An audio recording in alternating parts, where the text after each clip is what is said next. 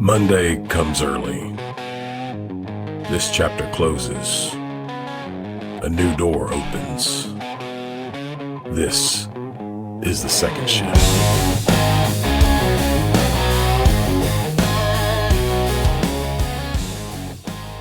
A wealthy life is a life where you have made an impact on the lives of others, and you've done it in a real authentic, intentional way, regardless of what that impact was. I think in emergency medicine, any physician can say that for sure, and remind yourselves of that. It's important. Leave the planet a little better than you found it. My guest today is Dr. Michael Fraser, the CEO of the American College of Emergency Physicians. But this conversation isn't really about leading an organization. It's about leading a career. We talk about why relationships matter more than resumes, how great leaders build great teams, and why even emergency medicine needs to rethink what a successful long-term career looks like. If you've ever wondered what's next after mastering your profession, I think you'll enjoy this conversation. Hello, everyone. Welcome to another great episode of the Second Shift podcast, where we focus on conversations with high-impact professionals as they navigate career transitions, including retirement. I am your host, Brian Jepson. I'm an emergency medicine physician who recently retired from clinical practice and works full-time now as a financial planner at Targeted Wealth Solutions. I also create physician-specific financial education content on my website at brianjepson.com. So before we get going with my guest today, just a housekeeping item. Moving forward, and as it has been over the last couple of months, my co-host Aaron Millage will be more of an occasional contributor, like if we do a recap episode, for example. So Aaron has another second shift going on in his life, which is limiting his availability, but maybe we can talk to him about that in the future at some point. So anyway, Mike, you're stuck with me today. Hope you can deal with it. Definitely. Yeah. Anyway, up to this point, all of our guests on the podcast have been doctors, although that's certainly not a requirement. Plenty of other professionals experience the same kind of opportunities and challenges when they explore career transitions. But doctors definitely often deal with the kinds of things that we're talking about. Our guest today is also a doctor, but of the PhD variety. Not that kind of doctor. Yeah, though he does work closely with doctors of the MD and the DO variety. So Michael Fraser is the current CEO of the American College of Emergency Physicians, or ACEP. Mike, welcome. Thank you for joining us. Thanks so much. It's awesome to be here, Brian. Yeah, I'm excited for our conversation. So before we get going into it, a little bit more about Mike. He has a master's and a doctorate degree in sociology from the University of Massachusetts. Also has a master's degree from Michigan State University in management, strategy, and leadership. And before he became involved with ACEP, he was the CEO of the American College of Pathologists, the CEO of the Association of State and Territorial Health Officials, and the CEO of the Pennsylvania Medical Society. Not only is he involved in management and leadership, he's also a prolific author with 40 peer-reviewed scientific publications and commentaries, and is a contributor to several book projects. And he's an educator as an affiliated faculty member at George Mason University in Fairfax, Virginia, in health administration and policy departments, right? Yep. So again, another impressive list of accomplishments from our guests. Mike, again, thanks for joining us. And what I'd love to hear first is just your own personal journey as you've made your various transitions through your career. Particularly, I think it's interesting how you started out in sociology, and now you're leading physician organizations. Help us. Yeah. You never know where you're going to end up, do you? I started my career thinking I was going to be a academic faculty teaching sociology. That's what I was trained to do. And then the interesting way that life unfolds, I started doing research on HIV/AIDS. Medical sociology was sort of my area of focus. And this was in the mid to late 90s. And I got really involved in some qualitative research projects with folks living with AIDS at the time, which was a totally different epidemic in many ways. Yeah. And was living in Massachusetts, Western Massachusetts, beautiful part of the world. Yeah. and realized, what I really also enjoyed was advocacy, and that led me down to DC. So I dropped out of teaching, and student loans had something to do with it too. I needed to Yeah. to make a little bit, and through a friend, got my first association job at the National Association of County and City Health Officers, where I was doing research with them, a big national association that work with all the public health leaders at the local level across the country. And that allowed me both to do research, but also understand what it meant to advocate for a constituency, and in Washington, and learned a lot about the political process and what associations do. There's no one way folks come to associations. There's no PhD in association management. We all just sort of Yeah. fall into it. And so, the rest is, like you said, history, in the sense that I've moved in my career up from technical jobs to leadership jobs. There was a moment in time when I was leading the Pennsylvania Medical Society. I think it must have been 2015, 2016, when I realized, there's probably a body of knowledge called management that would be good for me to learn. The School of Hard Knocks and Good Ideas works, but being a technical person that was then promoted to leadership and increasing responsibilities, working with boards and strategy and leading large teams, going back to school at Michigan State, got a great degree in management, strategy, and leadership. Really prepared me for sort of the next phase of my roles, bigger and different things. It's just been a great journey, and all of these career transitions. And this is why, especially when I speak to young people and students, were the result of networks.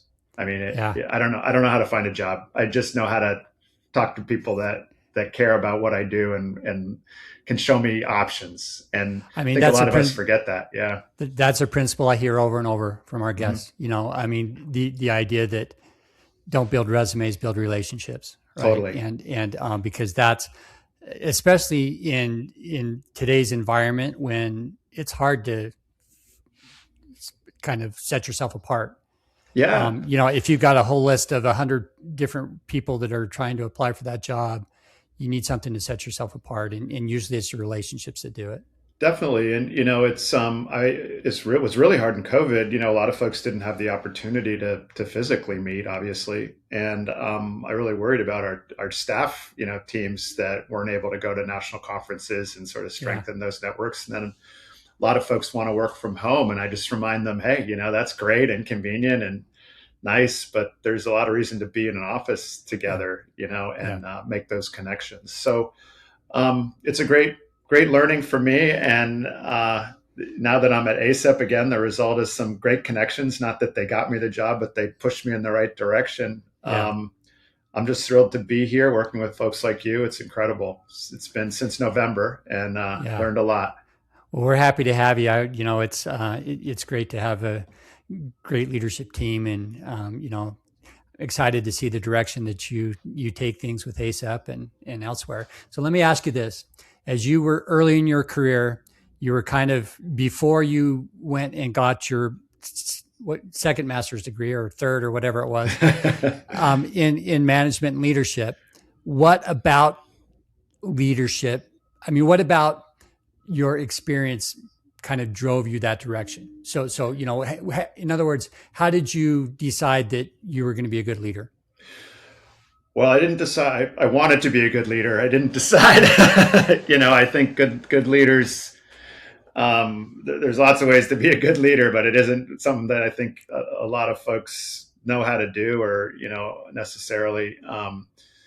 There's a lot of bad leaders I've seen as well. More bad leaders than good leaders, probably, right? But I think that the transformation for me, moving from management to leadership and thinking about where I wanted to end up, was I'd been real successful with the smaller team, leading grant programs, leading research programs, eventually leading divisions of functional areas, and becoming more of a deputy sort of operational person. And that was great. Again, the technical knowledge is really important. But I had been promoted because of my performance and not necessarily because I knew how to lead groups of people or the team's performance. Or the team's performance. And that shift, understanding, wait a sec, my role is to help this team thrive, not to do all their work and do it, the right way, according to me. Do it well. Yeah, exactly. And it's a tough lesson to learn, but I found that so many people in so many roles are promoted because of their technical acumen and their job they were doing. They did a really good job. And they move into new roles and they don't do a good job because they're not prepared for that job. Yeah. And they try to do their old job and their new job. That's really hard. You can't do that. Right. Yeah. So over time, I've gotten a lot better about that. I don't know if it makes me a good leader, but it makes me a better leader. And really been focused over the last few years on how to put together a team that works well together. Because I've learned the hard way, none of this is about me, and I think, again, that's the journey a lot of folks make from management to leadership, thinking, all right, I'm going to get this title, I'm going to get this role. Yeah. And it's really not about you at all. And for a lot of folks, that's really a hard lesson to learn. So what, when you're trying to select team members, what kind of attributes are you looking for? I mean, because it's a skill to be a leader. It's also a skill to be a follower, right? And be a team member, and they're different skills. And so, as you're building out a team, as the leader, what are you looking for? Yeah, it's funny how much time we spend talking about leadership when so much has to do with followership, right? Which is, why would anybody want to follow you in the first place? And then how are you a good follower? Because a lot of folks aren't. That's hard. I think that's harder. I think it's harder to be a good follower than a good leader, honestly. Totally. The teams that I've had the real pleasure of working with are folks that know their jobs really, really well. I mean, that competency is the first thing you look for, right? But know and care about other people, and can really motivate folks to be their best. And again, not do the work of their teams, but to lead those folks and set a vision, motivate them around that, and move them forward. And that's something you really have to select for. That does not happen organically in a lot of places. And I've been lucky being in places where that talent exists, and through networks, through professional networks, had the opportunity to really meet a bunch of different kinds of people. And I always joke with my team, like, one day you work for me, the next day I'll work for you. You never know where you're going to end up, but exactly. They're all folks you'd take a bullet for. I don't know a nonviolent way of saying that, but people that there's just a rubber bullet, incredible trust, and you don't question their acuity or their technical acumen. Yeah. But also are good people. We have so many people bring so many issues to work, and you have to work through all of that. You can't suppress it. And especially today with I think there's 5 different generations in the same office. Wow. You got to have the emotional intelligence to manage all of that. Right. And so I really try to find people like that. And when I've obviously made mistakes and bad fits, and, I admit that, but you try the best you possibly can, because it does take a team. It's a cliche, but it's true. No, I think, to extend that cliche a little bit, I like, if we were to use a football analogy, and a lot of coaches say, own your 1/11th on the field, right? At every given moment. So you have your job, but 1/11th isn't going to accomplish the goal. So you have to understand how your portion fits in with the entire mission and goal of the team. Exactly. And I think it's the team leader's job probably to help everybody understand how they fit in, and then give them ownership of their portion of it. Give them ownership, and an ownership mentality, the conscientiousness that comes from people feeling like they own the work. I mean, that's what propels commitment. That's what propels high performance. The autonomy that folks have when you say, this is yours, and I'm a resource, but Yeah. I'm letting you fly. Yeah. And not everybody can Well, do that, and so you really gotta select people for that. You gotta support them. The other thing I again learned the hard way is I used to go to my boss and be like, I don't think I should do this, tough call, or call this member and deliver this bad news, yeah. Yeah. and often for lots of different reasons I was right, and he would have to do it because it was a CEO call. And Yeah. I remember that because I was so relieved, but I was also so impressed that he would do that. Yeah. And now So you're a CEO. now I try to do that. Yeah. And it stinks, but I think it shows the team I'm willing to do that stuff, and I'm not going to, dump all the crappy stuff on them, and they do their share of crappy stuff. So Yeah. we definitely share it all. Awesome. So I'm also curious because before you became the CEO of ACEP, Emergency Physicians, you were the CEO of Pathologists. Yeah. And totally similar, pathology and emergency medicine. I was going to say, I'm trying to think of a specialty that's more different than those two, and I'm struggling to come up with one at the moment. But yeah. So tell me, I'm just curious about, you've been in the ACEP job for less than a year. Tell me kind of what some of the similarities and what some of the differences that you see, from those two jobs, or even the one before that you had is. Yeah. So. The College of American Pathologists is an amazing organization. It's a great story.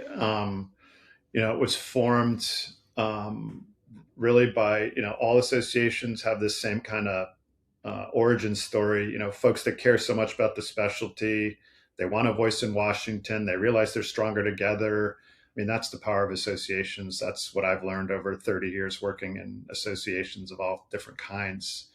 And they created another layer to this at CAP, at the College of American Pathologists, where they also said we can raise each other in terms of quality. We can help each other in terms of quality improvement.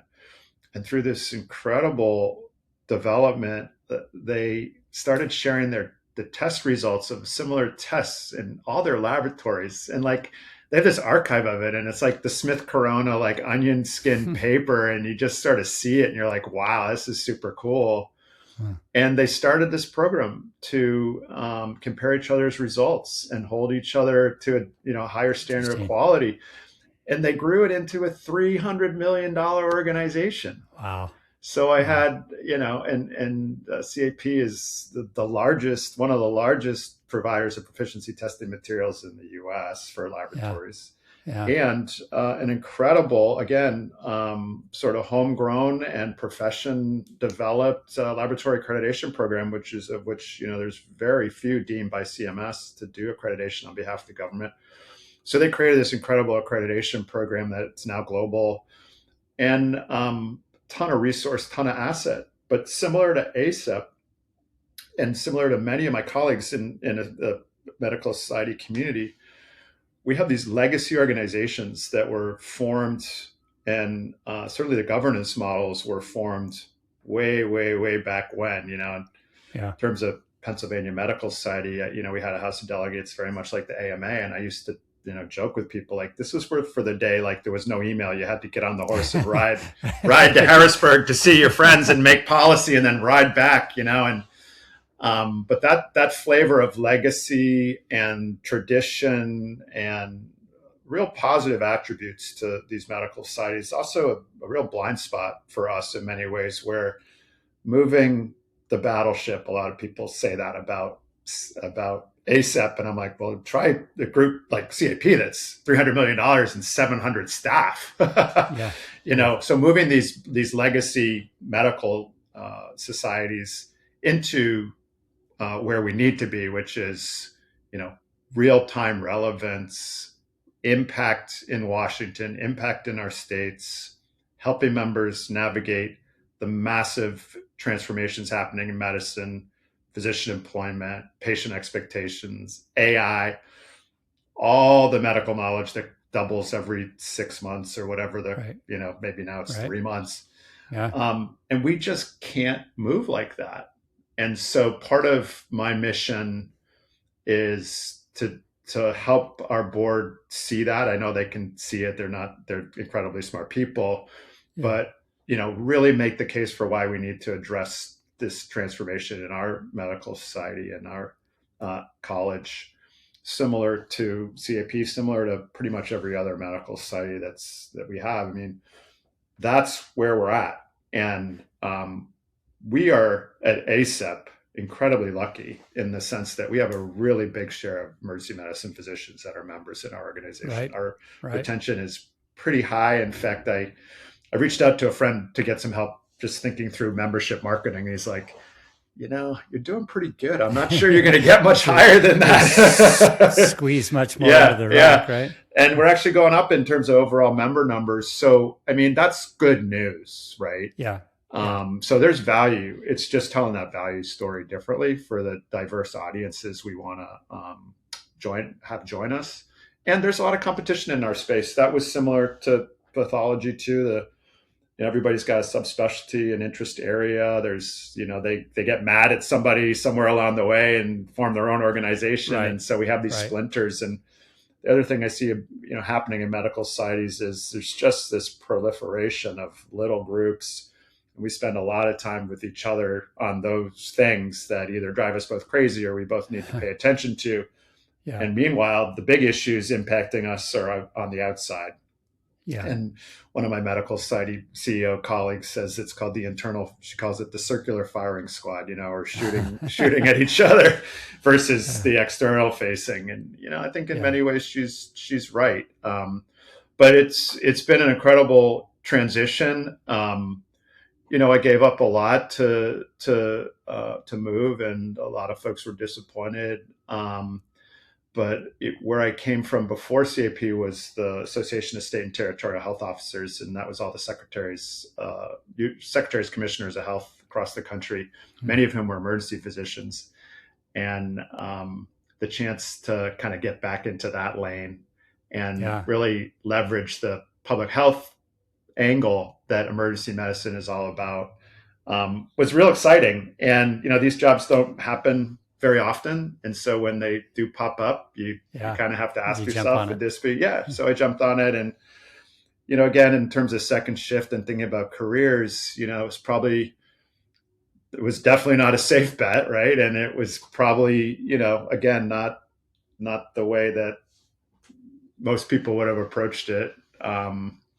But the older I get, the more I realize I got to do the things that, resonate with my gut, trust my gut. And it all worked out.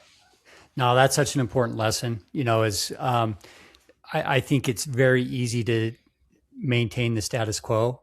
Yeah. Even if the status quo is good or if it's bad, it's just easier to stick it out as opposed to, taking a leap of faith and moving to something that you don't know if it's going to be better or not. I mean, you think it will be. Right. But so I think that's what keeps a lot of people stuck in their current careers is if they're unhappy is just anxiety or fear that's of stepping out.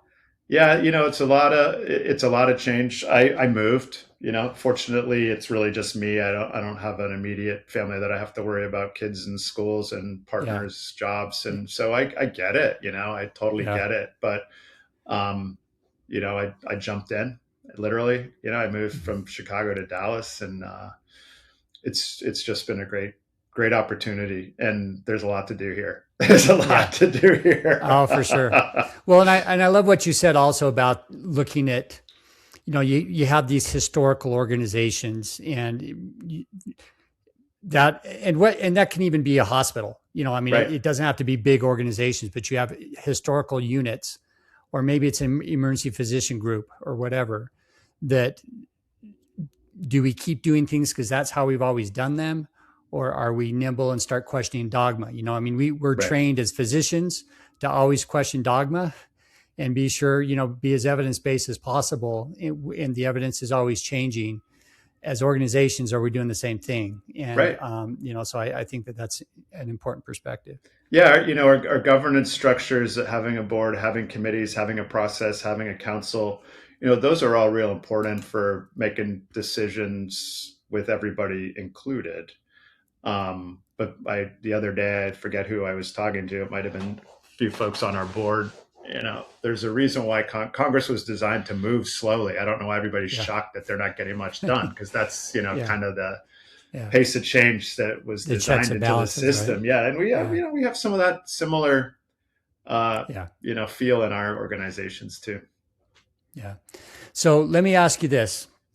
I imagine that of all the things that you've done as your career over time, working with physicians in particular, there's a lot of issues unique or, that are common and fairly universal among just medicine.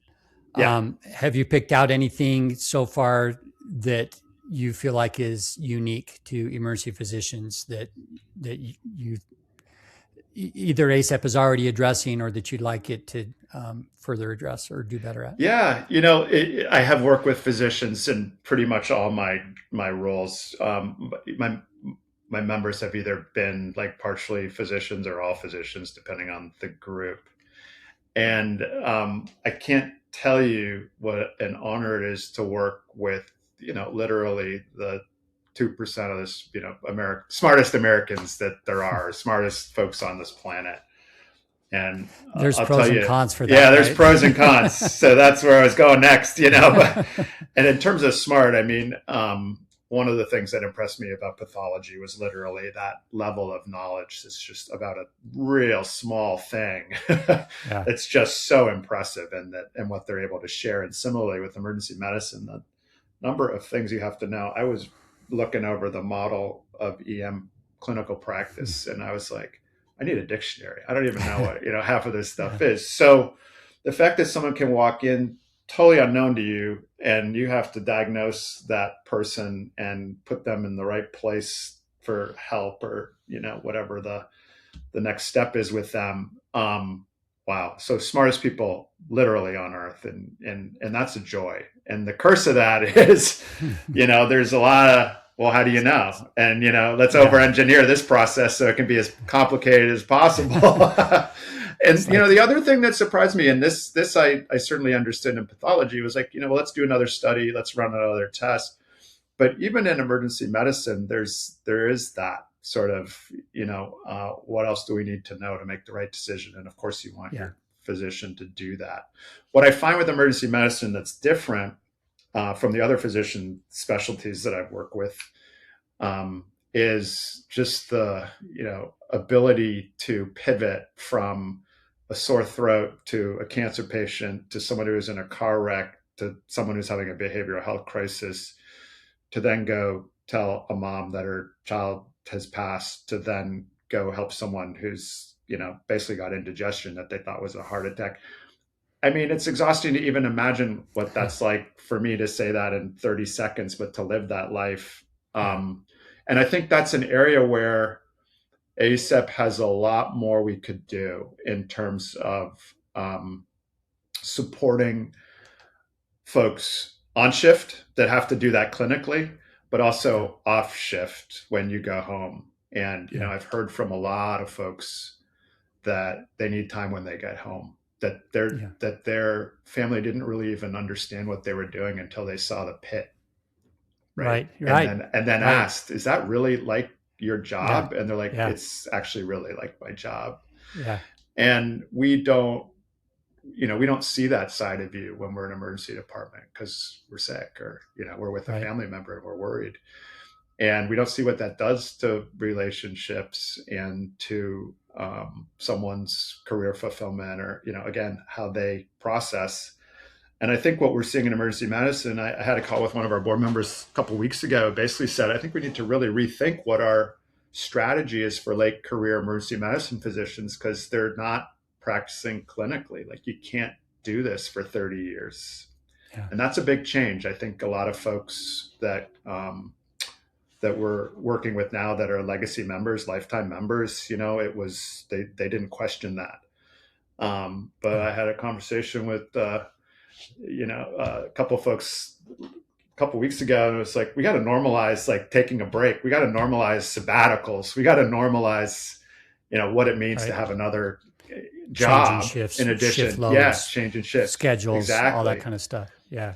And it was incredible. We had this conversation with HRSA, a federal agency that does the workforce projection numbers, and they came out with a report saying there's an oversupply of physicians, emergency physicians, which just flies in the face of current understanding of the specialty. Yeah. And so we called them and we're like, this isn't right, and we just want to have a conversation about what's really going on here. And it really came down to the way that they were modeling. They were assuming that all emergency physicians work 40 hours a week. Well, we know that's not true.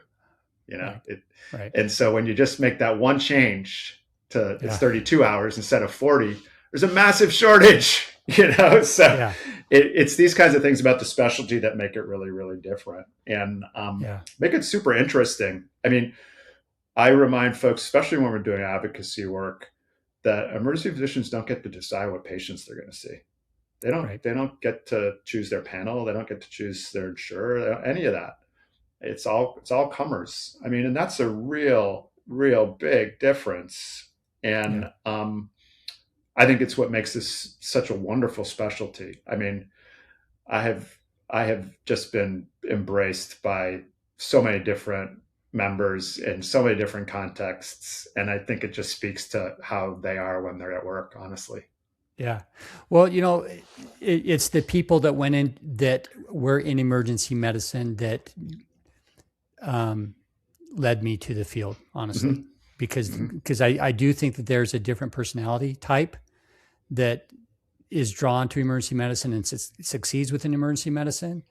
But that same personality type and just the nature of what we do day to day, like you mentioned, does make it hard to keep doing it forever. And I think is reflective in the statistics that, show higher burnout rates in emergency medicine. I mean, I think there's burnout is high in all of medicine right now, and that is systemic.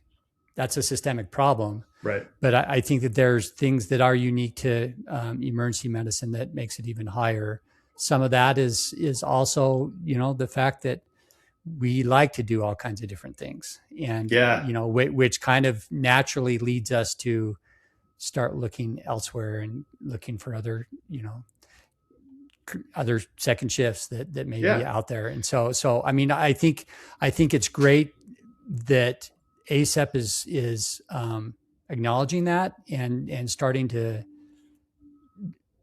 prepare physicians in the college for what, I mean, I don't want to say it's an inevitability because it's not, but for a likelihood that,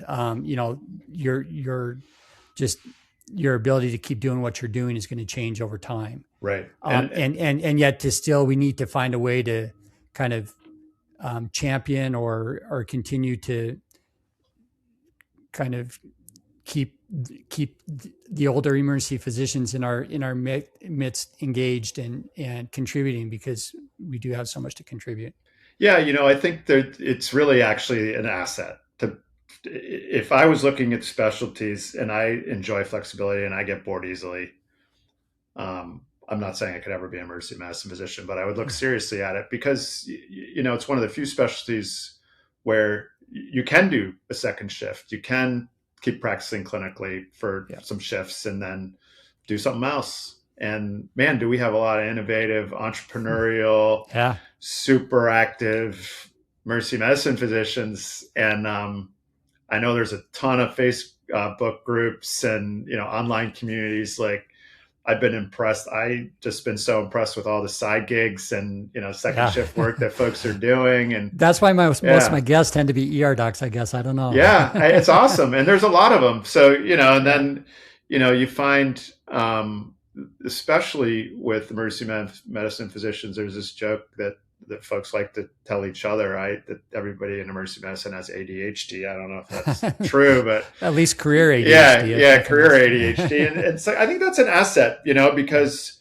man, you're, like I said, every day is different, and you see it all, and that's cool. Curiosity is an asset, and it drives it. ER drives it for sure. Yeah.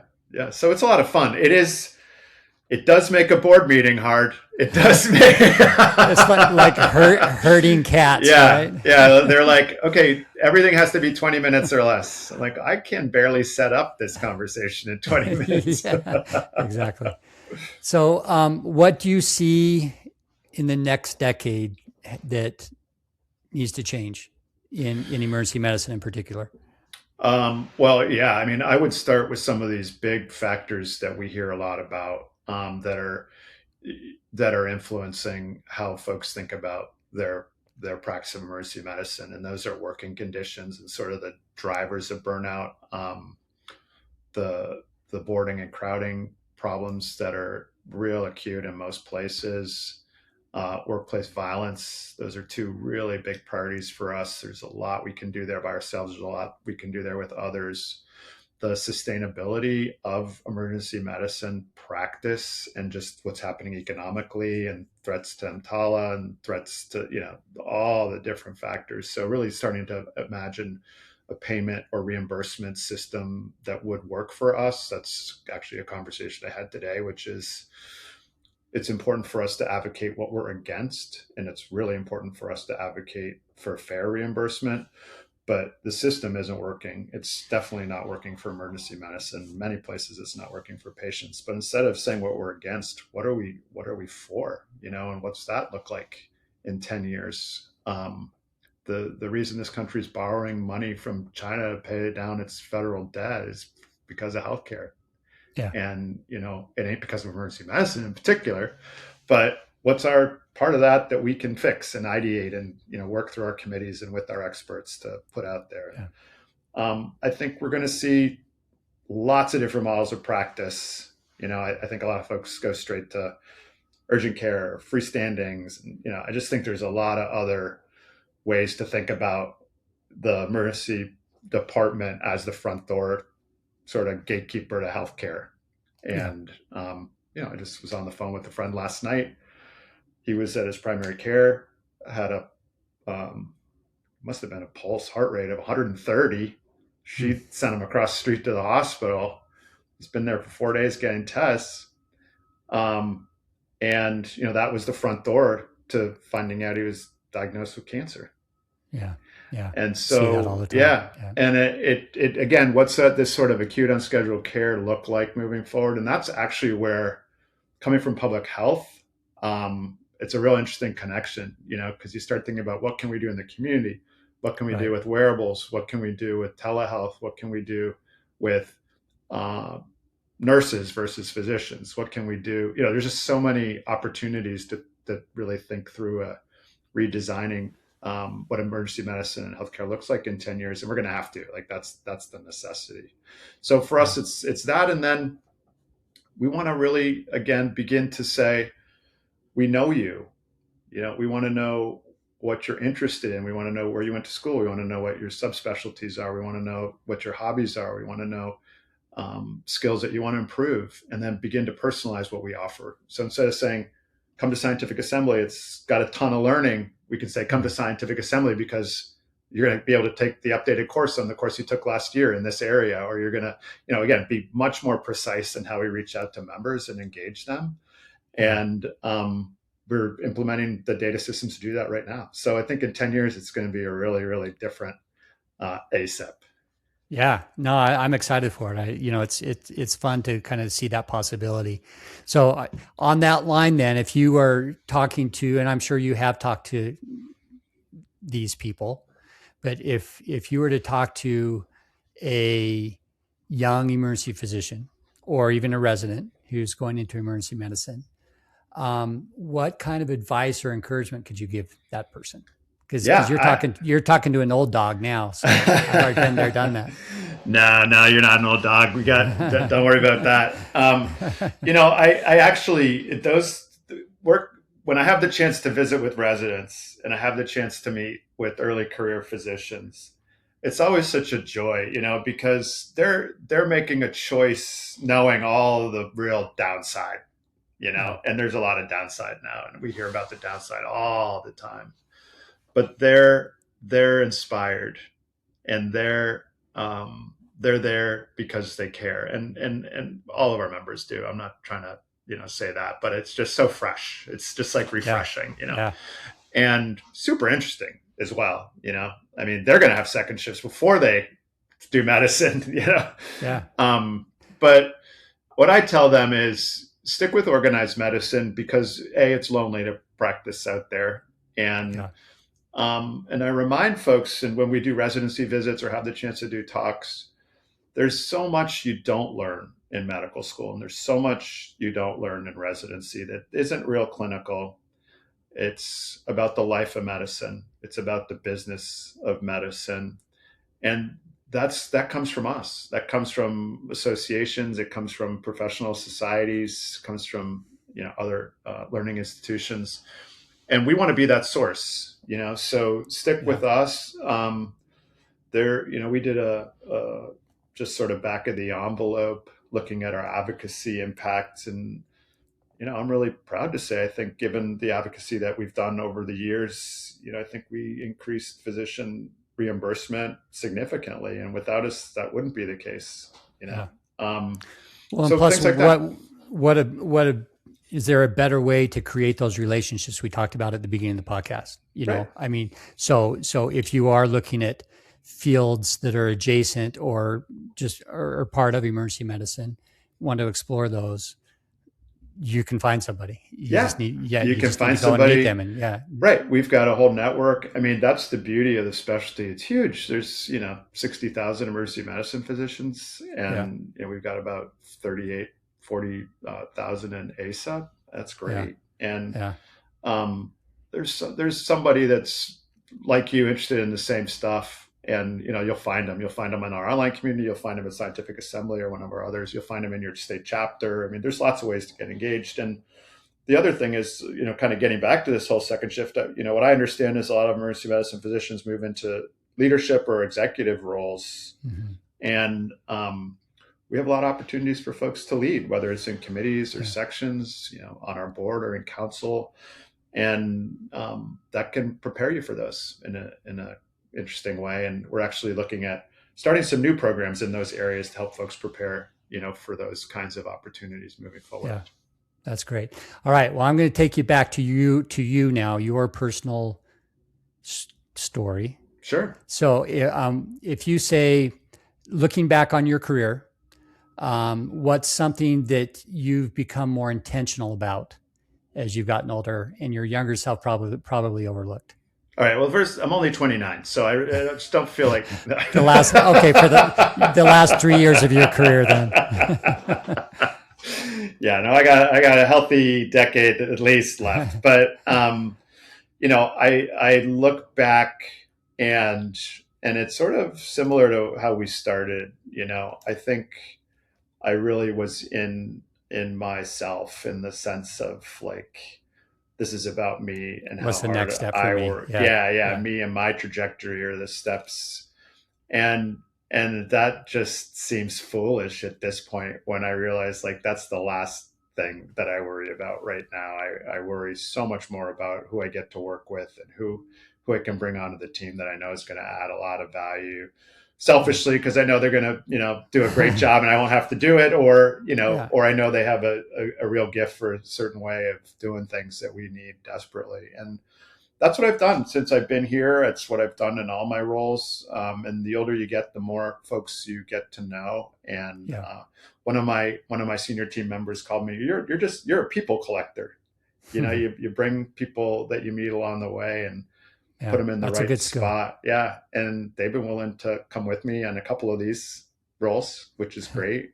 And then there's new talent that, we're always finding. So it's a lot about that and what you can give back. And then, the impact that I want to have is, I don't know, there's just conversations you have and you have no idea how transformative that conversation is going to be with an individual. Like you just were in the lunchroom talking to somebody. And then, a year later, you'll get an email and it'll be like, do you remember that time we had this conversation in lunch? And that just radically transformed how I thought about da da da da da.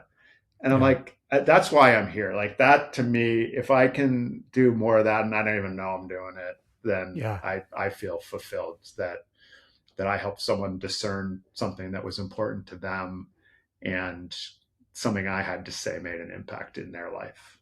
No, I think that's great. I think it helps us maybe transition our own psychology away from just us and what we're doing to what our legacy is going to be. Yeah. Right. And as we grow and develop and achieve more financial independence, that allows you opportunities to do that.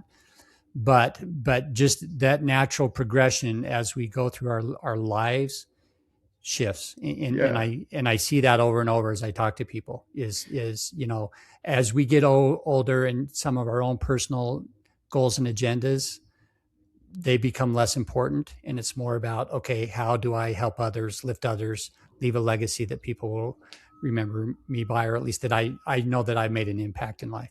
Exactly. So, In Boy Scouts, we used to say, leave the campsite better than when you found it. yeah, And, there's a reason for that. And when you show up at one of those campsites where they've done that, you're like, this is yeah, great, and that's yeah, sort of my philosophy. And I'm genuine about it. I mean, it's because I see the dividends that pays back to me and others, honestly. So yeah. it's getting older. That's one of the very few good things about it. You can put it all in perspective. And it's, like, as we've learned in working with a bunch of different clients, I'm sure you've learned, money isn't everything. And Right. if that's what's driving decision making for you, it's important. And I know folks are indebted, and I know folks have obligations. And all I'm going to say is the times I've made decisions because I knew it was going to lead to more money were the times I was the most unhappy, honestly. Yeah. And, you learn the hard way sometimes. Yeah. No, it's great advice. And, I mean, one of the follow-up questions I think you just answered, and it's, if you would go back and give your 35-year-old self one piece of advice, what would it be?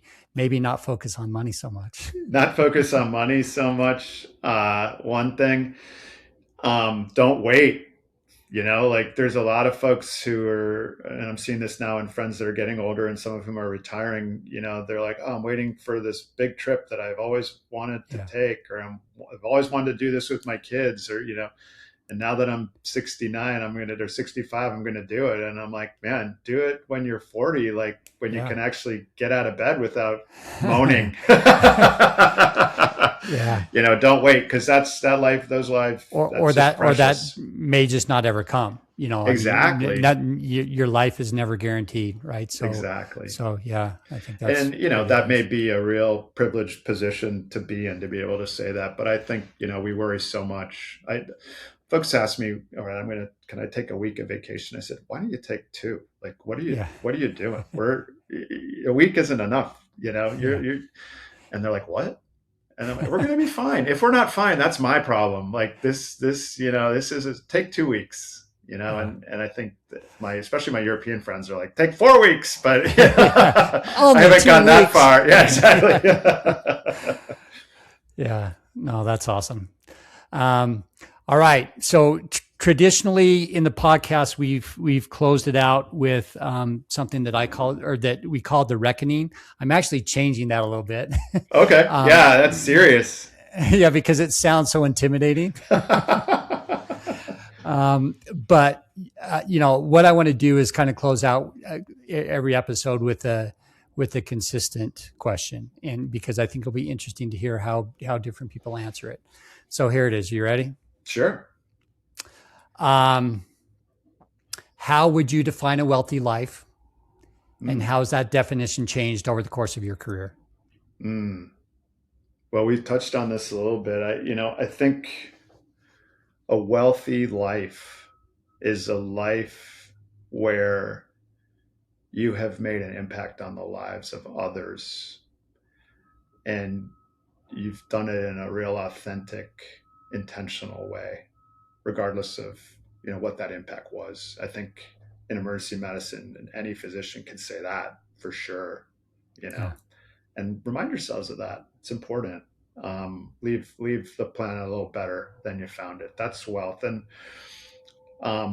when I was younger, the classic definition of wealth was looking at my 401k every day, wondering if I'm ever going to be able to retire, and getting caught up in some of that. And and sure, that's important, and certainly you can help people figure that out. But wealth is those experiences and opportunities you've had to make the lives of others better, because that's how we should measure ourselves. And none of the stuff we accumulate and none of the money we save is coming with me when I'm gone.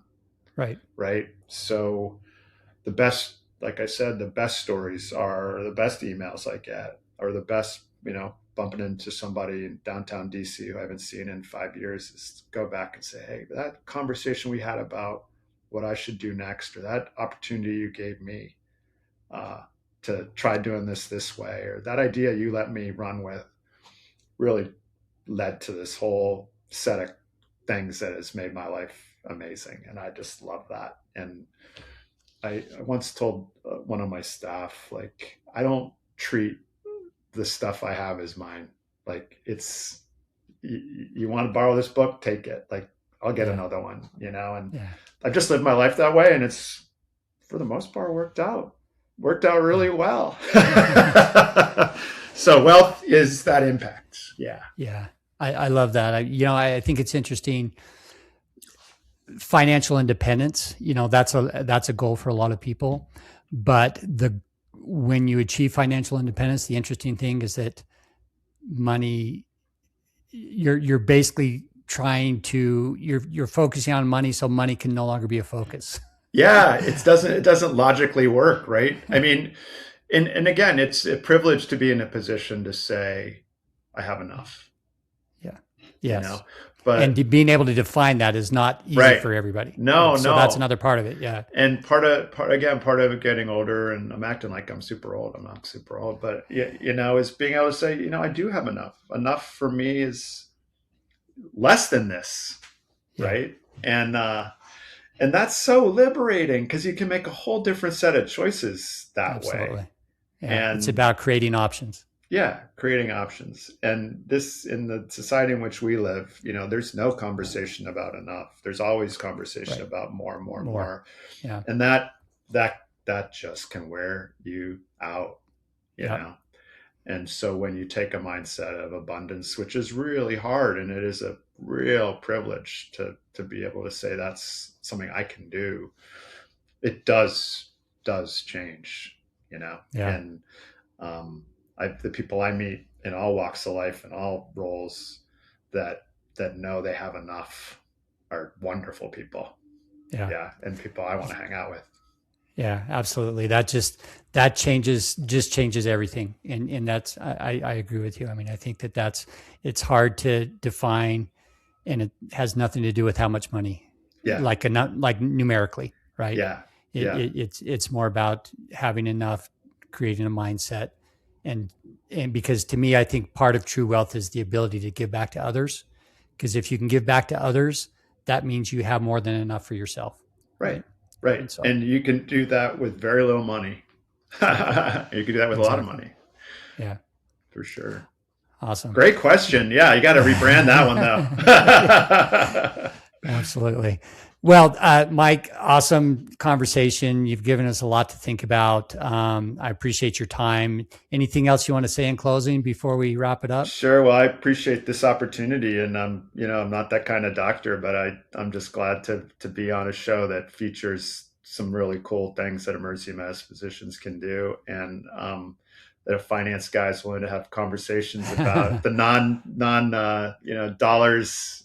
Stuff is really, really important. And so kudos to you for putting this together. Yeah, I appreciate it. Thank you.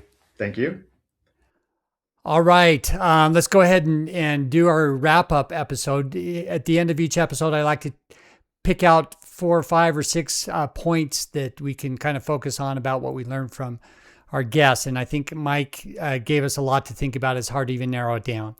But there's a few that really stood out to me. The first one is one that I've heard over and over. Don't build resumes, build relationships. So it's really the relationships that help lead us to our next shift and next career change, and kind of gives us the opportunity to expand our horizons beyond what we currently know. So very important. And he talked about lots of different ways to do that, including being active, involved in ACEP or other similar organizations. Second one, we talked a lot about leadership lessons. He's been a leader of many organizations, has a master's in leadership, and has thought a lot about it. The points that I take away from what he said is that as a leader, you need to shift your focus away from your own performance onto the performance of your team or your unit. So it's no longer about you. It's how you help your team work together, about how you support them to be successful, how you give them ownership of their own piece, but then helping them all understand how each of those pieces function as a unit to accomplish whatever goal that you've set. So we also need to teach and learn followership skills, just as much as leadership skills. But as a leader, you can be the kind of leader that makes following easier and motivating. All right, career moves. Very few second shifts are a safe bet. Take some courage. Even after all the analysis takes place, then it's a matter of just trusting your gut and being willing and able to step out into the dark a little bit and see where that leads you. I think it's easy to just kind of stay in our comfort zone, even if that comfort zone is not what's making us happy or fulfilled. Next point is about transformative conversations. I love this part. It says, these are the conversations that you have with people in the food line or the water cooler that were meaningful and honest, but that you never really realized the effect that it had until sometime later, when that person comes back to you and lets you know how something that you said changed their life in an impactful way. What a way to leave a lasting legacy. Finally, don't wait to do the things that you've always wanted to do. You might not have the chance, the health, or the energy to do it all later. So carve out the time and the resources to create those memories when you can. Thanks again to Mike Fraser. Great pearls of wisdom, and I'm sure that you've all enjoyed this conversation and hope that you can learn from it. If you did enjoy this conversation, please share it with your friends. Let them know about our podcast. Subscribe. That would be greatly appreciated. And best of luck wherever your second shift leads you. Take care. We'll see you next time. The work you did mattered, and you're not done. Welcome to What's Next.